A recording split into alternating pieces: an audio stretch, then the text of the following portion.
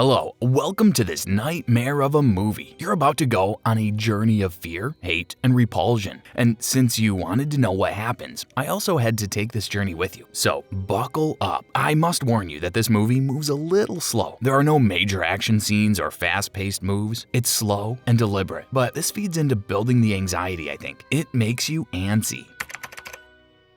Let's see little Ida and her family as they move into a new apartment complex that's not only mostly vacant, but very dark and depressing as well. The buildings are quite tall and ominous. We will learn shortly that everyone goes on holiday/vacation at the same time, and that's why the place is vacant.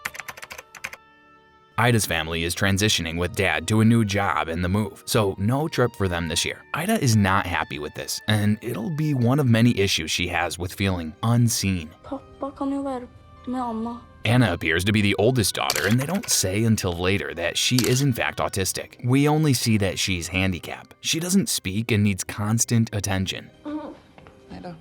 Ida resents this, and it's made clear right away. That was so mean, right? She feels unseen, I imagine, and her bitterness has turned ugly. She's not a nice girl, and this lonely, quiet place is going to bring out her worst. About the time Anna is putting on her glass slipper, we see a sweet-looking little girl putting her shoes on as well. This is Aisha, and she will have a phantom sight and pain for what is happening to Anna. She's gifted with mind reading and telepathy. Already we see that something odd is going on around here. Aisha will be seen quietly walking around entertaining herself and looking for her lost cat. She's a gentle soul and seems lonely yet content.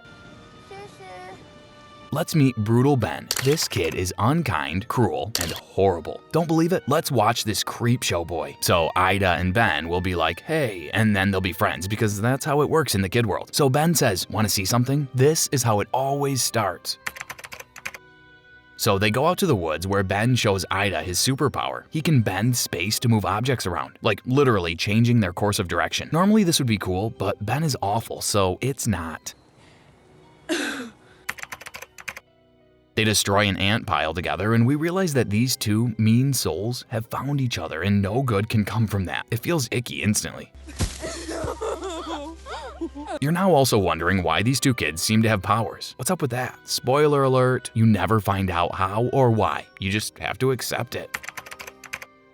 We now understand that she has the ability to hear thoughts, and that's a lot for someone so young. But this ability is going to allow her to have an instant strong connection to Anna, who is constantly in her own thoughts. Two sweet souls found each other, and good comes from this. In true Ida fashion, she's going to pinch her sister and let Ben do the same before they run off and leave her to go be cruel somewhere. This is when Anna and Aisha find each other. Aisha can read every thought Anna isn't saying and can play accordingly. Aisha is no longer alone, and Anna finally has a voice. Anna instantly improves, and she looks so happy. Ben is actually getting bullied by an older boy over a soccer ball, and for a brief moment you feel sorry for Ben. But don't worry, it passes. Ben and Ida will go back to his place in the woods, and there they find Aisha's cat. I was sick the moment I saw this. You just know where it's going. They will pet the cat, then tease the cat, and then they take the cat and go up many floors in the apartment complex and laugh as they drop the cat off down the stairwell. I almost turned it off here. This makes me so sick and so sad. I could handle it better if it was a human, but an animal? It's almost too much. We hate them both now, right? We're in agreement that they're awful and ew. So they think it's dead, but this poor precious cat gets up and walks off with a broken leg, and God knows what else is wrong. The kids follow him to the basement storage where he's lying in pain. Ben, yes, Ben will walk over to the cat and step on its head and crush it. WTF.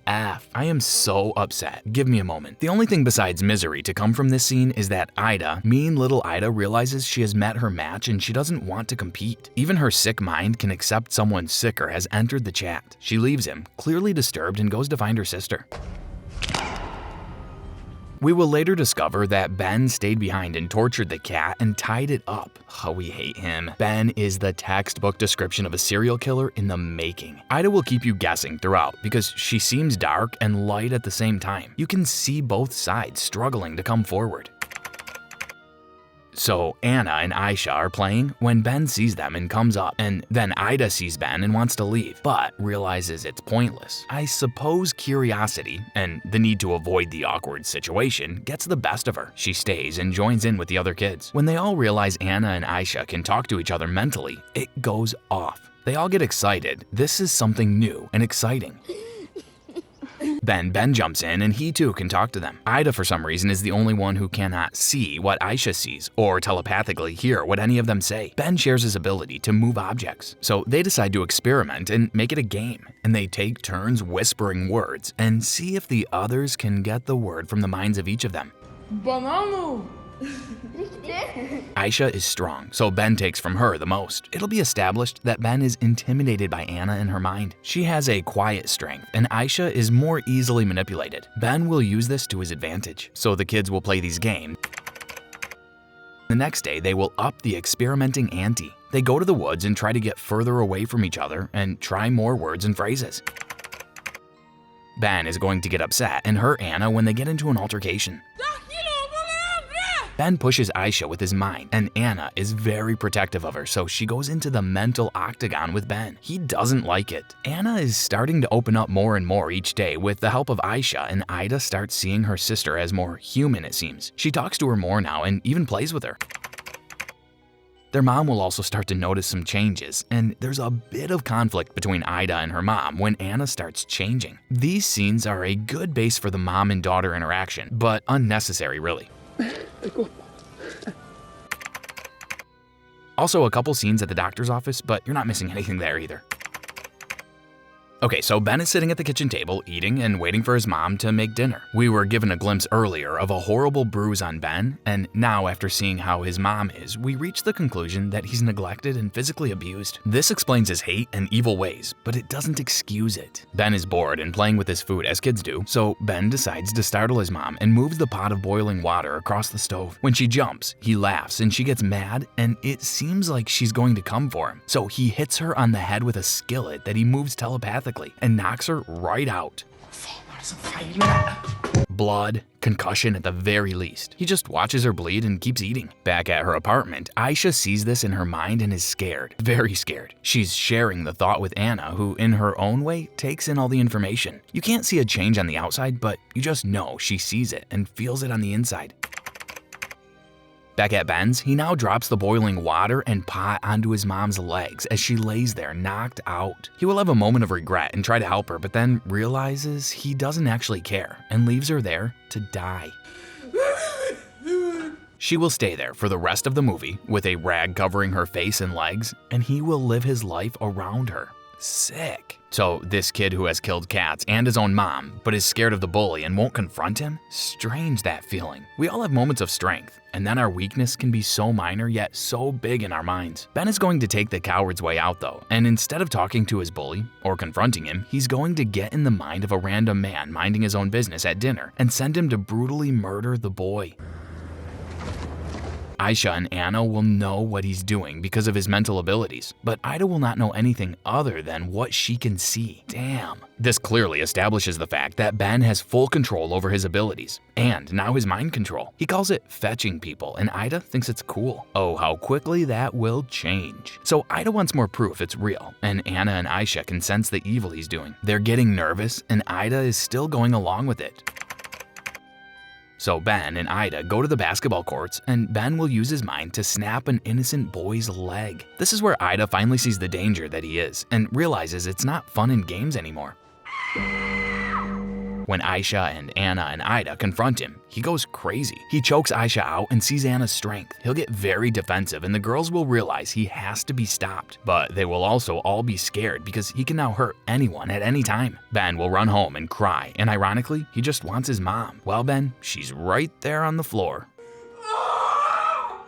This movie, while a horror movie, is also a very sad movie, and at this point, you're feeling kinda awful and just want it to be over. Just me? Anna can't bear it and has to set it right. A reckoning is coming. Ida, at this point, is beyond scared, and she should be. She not only enabled him to act this way, but has now turned her back on him as well.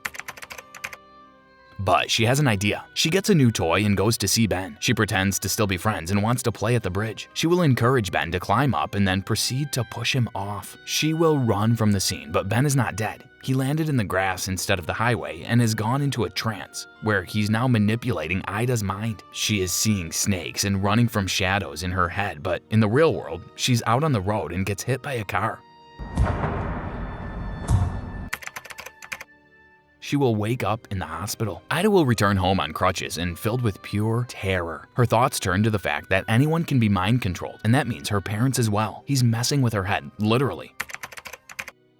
The complex is starting to fill back up with families returning home from holiday, and the scene starts to take on a more positive tone. The fear is there and the need to end Ben.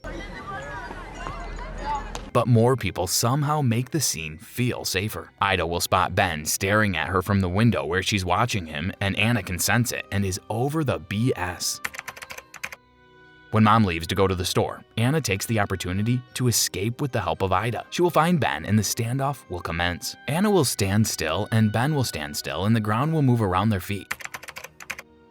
The wind will blow and the energy between them will move people and objects. The force is strong with these two. They are both fighting and pushing mentally, but Ben seems to be getting the upper hand. Kids around them and in the apartments nearby can sense something and are coming out to see the show, but the show is invisible. It's felt, not seen. I was also thinking, what if she falls like the cat? Poetic justice. Mean, I know, but the thought was there nonetheless. Ida will join Anna on the shore. She will watch for a while, and when she sees that Ben is too strong, she and Anna will hold hands, and they will fight the good fight. Ben is holding on strong, but when two sisters who are now connected in mind get together, then look out. Wonder Twins activate. The girls will successfully kill Ben. He falls lifelessly into a swing with his eyes open, but he's seeing nothing. I'm not gonna lie, I was worried we were getting faked out and he was just gonna be in a trance. I didn't let this wild fear go until I saw the end credits. I'm not scared of Ben, are you? The crowd goes wild and the fans cheer. Not really, but the relief of his death is genuine. The girls relax. No one is any the wiser except one kid who sees him lifeless on the swing, says nothing and runs away. But then, the girls just go home. Ida hugs her mom and cries. The child has come a long way since the beginning of this movie and the stress has finally broken her. Anna goes back to drawing and smiling. You would never know any difference on the outside, but on the inside, revenge for Aisha has been achieved and the target has been eliminated. Anna seems to be a happy girl. The end.